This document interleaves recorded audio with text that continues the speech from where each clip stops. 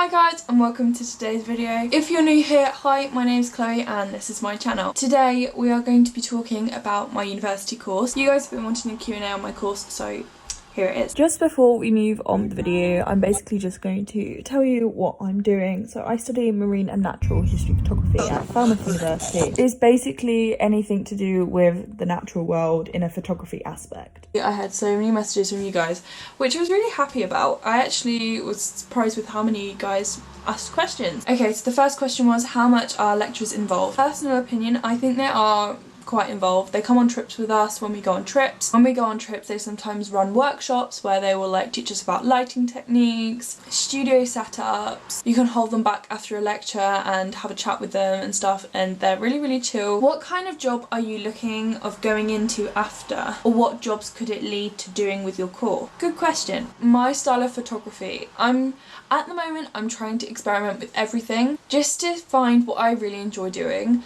but I do quite like travel photography. Obviously with my YouTube I would like that ideally to go somewhere, but I just like travel blogging, travel photos, that kind of stuff. Maybe even working for a brand where they have that kind of adventure style to their images. Like, that's what I hope to get into. The other types of job that you can go into, you could go into being a freelance wildlife photographer.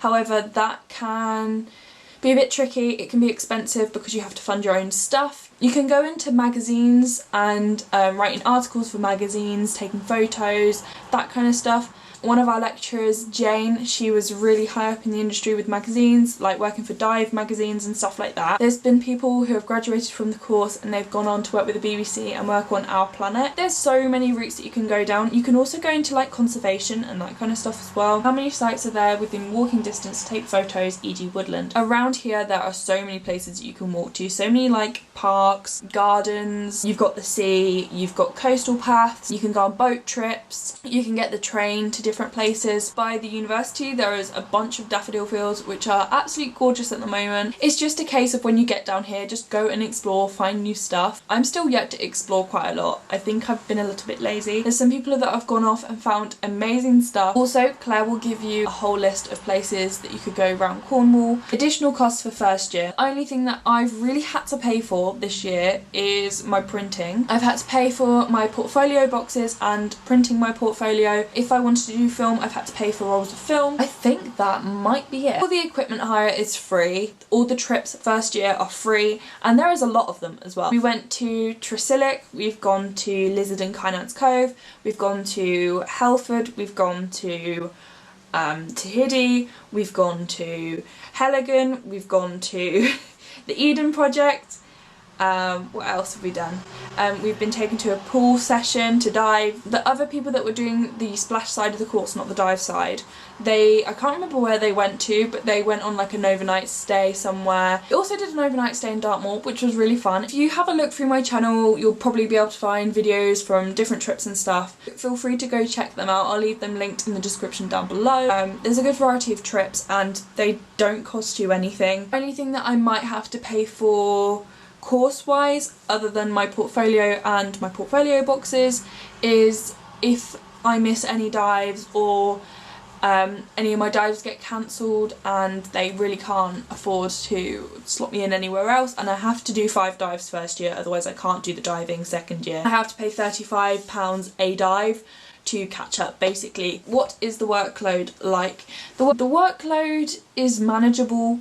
It's not tons, but definitely don't leave it to the last minute, especially your photos, because if you leave all your photos to the last minute then you're not probably going to be happy with the way they are. What's your favourite part about it? If I'm being brutally honest, my favourite part about the course is the fact that it is so different. It's such a different course. It's the only one in Europe. This sounds so biased, but I genuinely think like I'm on the coolest course ever. Like, I get to go scuba diving for like my lectures. Say no more. When do I have to get my dive qualification by? Okay, so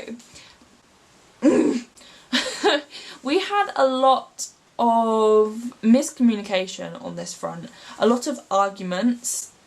We were told that we had to be qualified for open water and advanced before we came to university, so that's before September. I was told this July? June? Which isn't a lot of time, especially when like most of the courses are booked up. I was able to get my open water done at the very start of September. I was cutting it really close, but that's as early as I could get it done basically. But I actually did my advanced diving down here. That was in the middle of my freshers week that I got that done, I think. Gave us all a deadline to get advanced qualified by the 31st of October. And that was like to hand in all the medical forms and that kind of stuff. What month is it? It's March now, and there are some people that were literally doing their advanced qualifications like a couple of weeks ago, which I don't think is overly fair for some people, because there was incidents with people that couldn't get their diving done before October. They didn't have the money, so they didn't bother, but they could have done it because there's other people that have waited up until February to get that sorted. So obviously I would advise that you get it done by the time that they give you, which I assume would be September, October. So I would suggest just trying to get it done before you come to university. Get it out the way, get it all sorted so you don't have to mess about with it. Medical forms, get them in straight away, get the doctor to sign them off. So I had the doctor sign mine off, and it wasn't until literally this week that he called me to actually sign me off, like the Falmouth doctor here, which I was a bit annoyed about. I handed in my medical form in October and they've only just signed me off.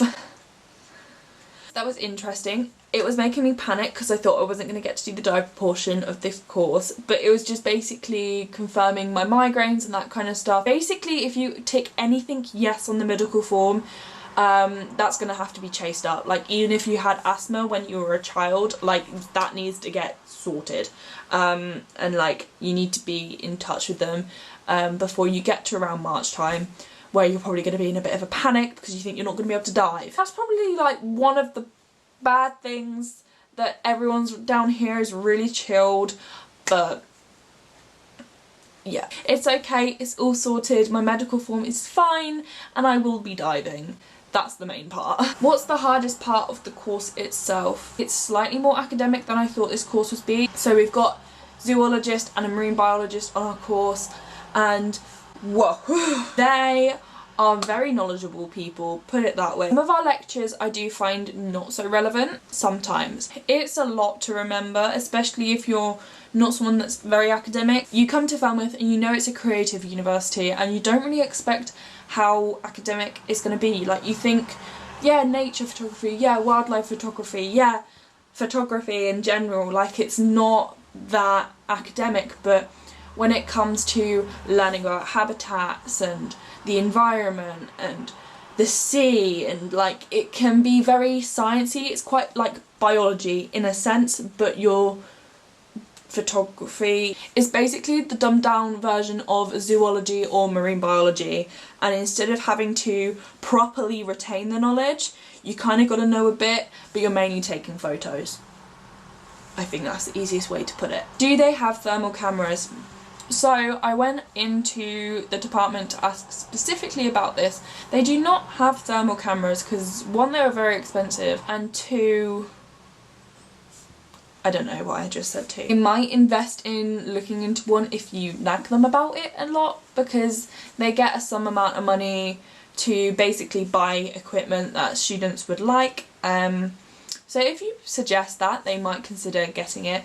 But they do have like night cameras, and they have like camera traps that you can set up. How many people are there on your course? I want to say over 100. There is quite a lot of people on the course, and you think like that is a lot of people, but at the same time, considering it's like the only one in Europe, like, it's not a lot at all. I mean, there's people that come all over the world to just do our course.